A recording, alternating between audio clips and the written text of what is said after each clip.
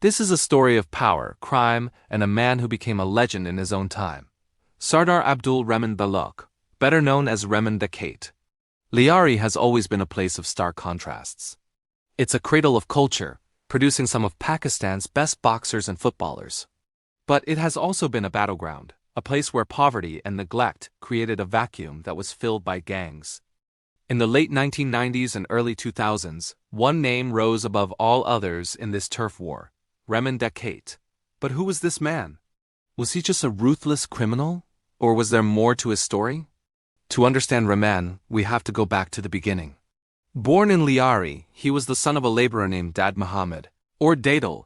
His early life was unremarkable, but everything changed when his father was allegedly killed by a rival gang. This event is often cited as the catalyst that pushed the young Rehman onto a path of vengeance and crime.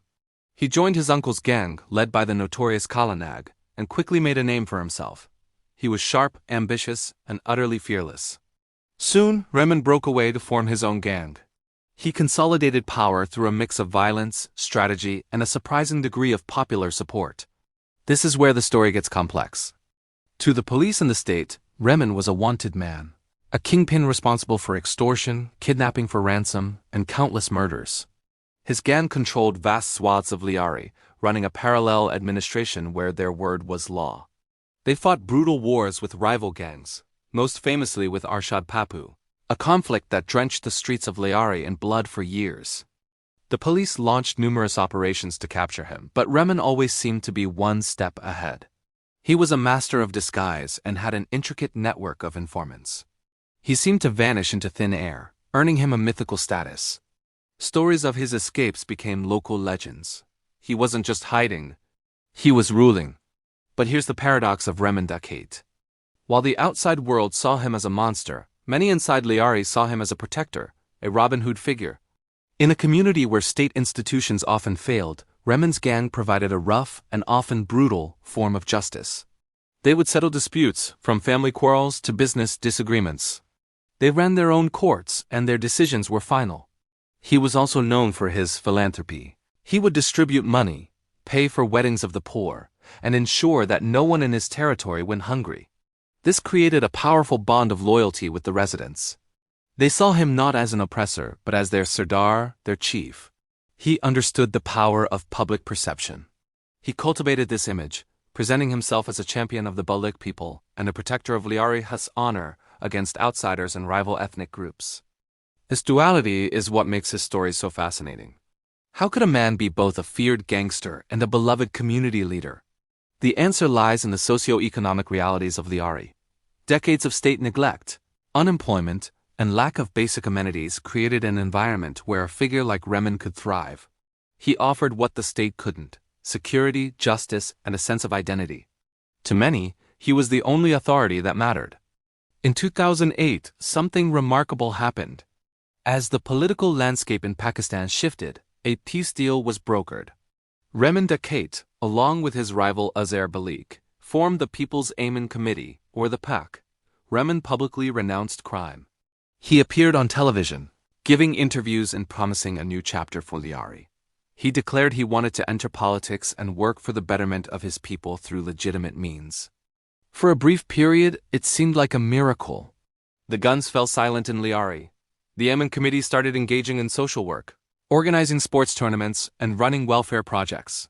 Rehman, the wanted criminal, was now acting like a mainstream political leader. He was seen as a key power broker, courted by political parties who needed the votes he controlled. It was a surreal transformation. Was this genuine repentance or a strategic move to legitimize his power? Many were skeptical. The police still considered him a dangerous criminal. His rivals saw it as a ploy. They believed he was using the peace deal as a cover to consolidate his empire and eliminate his enemies. The weapons, they claimed, were never truly surrendered. They were just hidden. The peace, as it turned out, was fragile. The underlying tensions never went away. The old rivalries simmered just beneath the surface, and the state's view of Rehman never changed. To them, he was still public enemy number one. The final chapter of Rehman Dakait's life came swiftly and violently. On the night of August 9, 2009, the police announced a major breakthrough.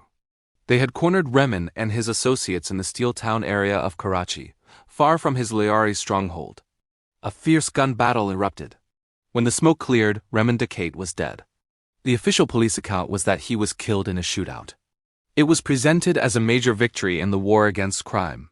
But in Lyari, and among his supporters, this story was met with disbelief and suspicion. The circumstances of his death were murky. Why was he so far from Lyari? Was it really a shootout or an extrajudicial killing? His followers believed he had been lured into a trap and executed. His funeral was a massive event. Thousands of people flooded the streets of Lyari to mourn their fallen Sardar. Shops were closed, and the neighborhood came to a standstill. The outpouring of grief was genuine. For them, it wasn't a gangster who had died, but their protector, their flawed hero. The death of Rehman Dakait did not bring peace to Lyari. Instead, it created a power vacuum that led to even more violence. His successor, Abdul Baloch, took control, and the cycle of crime, turf wars, and political manipulation continued, perhaps with even greater intensity. So, what is the legacy of Rehman Dakait? It's a legacy that is as complex and contradictory as the man himself. He was undoubtedly a criminal, a man with blood on his hands. But he was also a product of his environment, a symptom of a failed system.